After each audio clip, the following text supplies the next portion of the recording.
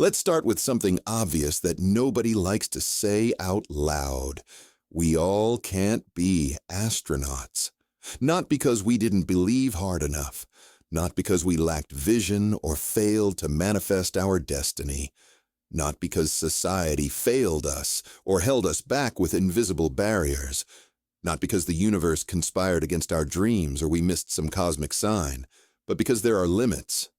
Real, mathematical, unglamorous limits, seats, slots, cutoffs, capacity constraints. NASA selects roughly 10 to 12 astronaut candidates every 2 years from thousands of applicants. That's not opinion. That's arithmetic. And here's what separates children from adults. Pretending those limits don't exist doesn't make you optimistic or brave or a visionary. It makes you late. Late to the actual work. Late to the strategy that might actually succeed. Late to building something that fits the world as it is, not as you wish it were. Think about what it actually takes to become an astronaut. Thousands apply. People with PhDs, test pilot experience, engineering backgrounds, impeccable health, clearances, accomplished people. People who've already succeeded at difficult things. A handful get selected, maybe 12, maybe 8, and even among those who are qualified, genuinely, objectively qualified, most never make it. You can check every box. You can do everything right. You can be exactly what they're looking for and still not get picked because there aren't enough seats. And here's the part that matters, the part that makes this more than just a story about space. That's not unique to astronauts.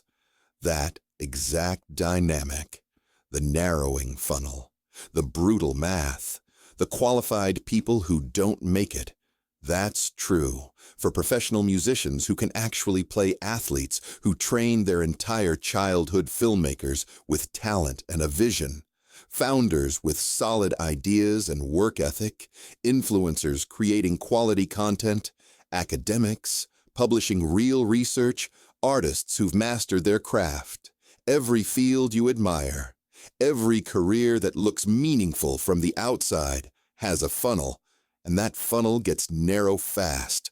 The lie we're sold, the one that sounds inspiring in a TED Talk, is that passion overrides math, that wanting it badly enough bends reality. It doesn't. Modern motivation culture has a problem, a fundamental one. It treats desire as evidence. If you want it badly enough, that means something. No, it means you want it badly. That's it. That's all it means. Wanting is not a credential. It's not a competitive advantage. Dreaming is not a signal that you're on the right path.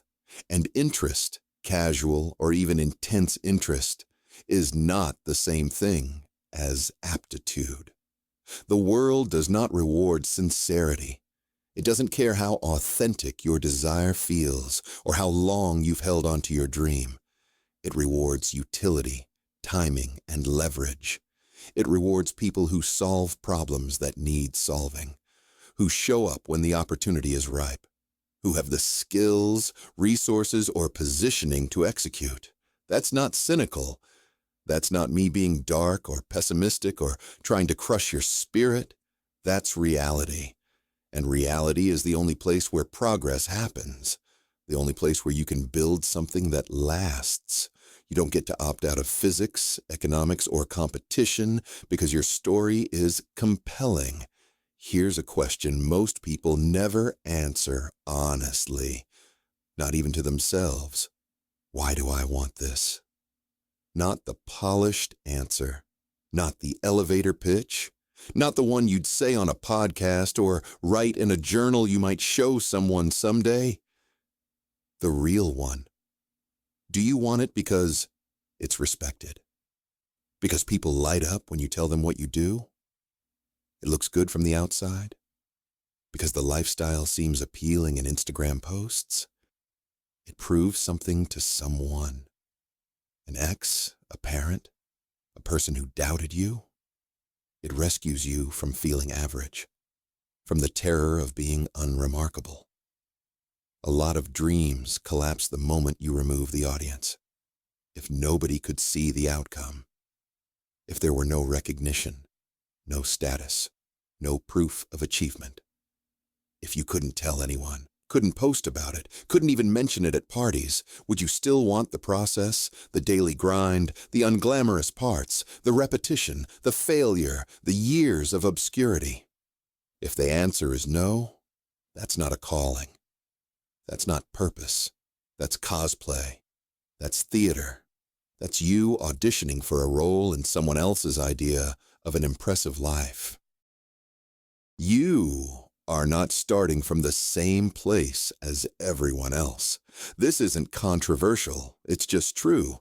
Different parents, different resources, different early education, different neurochemistry, different temperaments, different tolerances for risk, boredom, uncertainty, and pain. Different networks, different safety nets. Some people can afford to fail for 5 years while they figure it out. Others can't afford to fail for 5 months.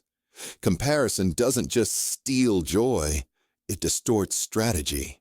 You start chasing goals that only make sense for someone else's life, someone else's starting point, someone else's advantages. You look at the YouTuber who built an audience in 6 months and think you're failing because you're at month 7 with nothing to show. What you don't see, they had a decade of video production experience, a friend with a production company, and no day job.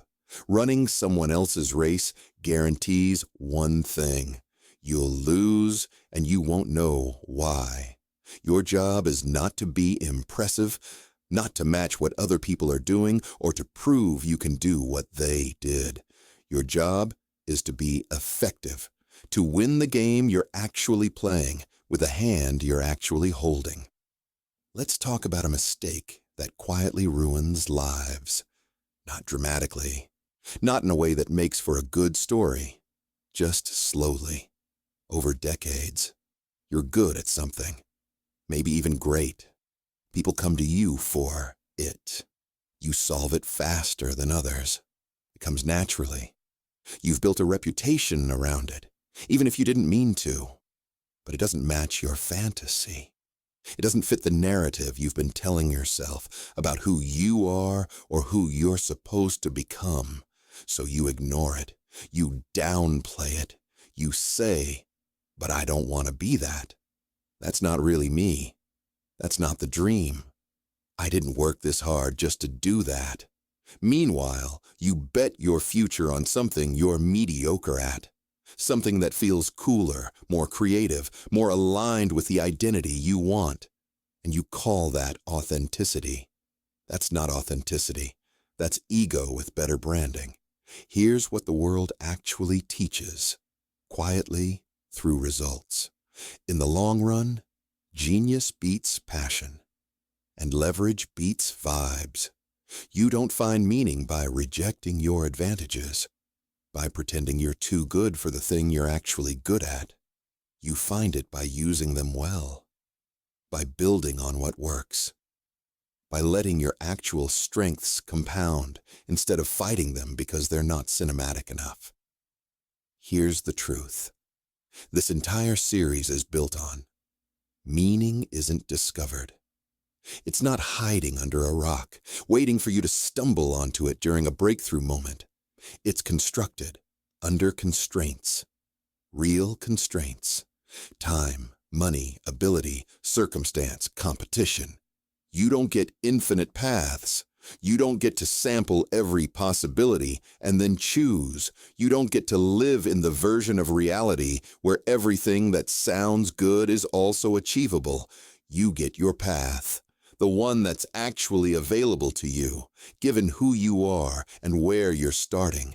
And the faster you stop pretending you're exempt from reality, the faster you stop waiting for the universe to make an exception for your particular story, the faster you can build something real, something that works, something that lasts, something that doesn't depend on the world changing its rules to accommodate your preferences.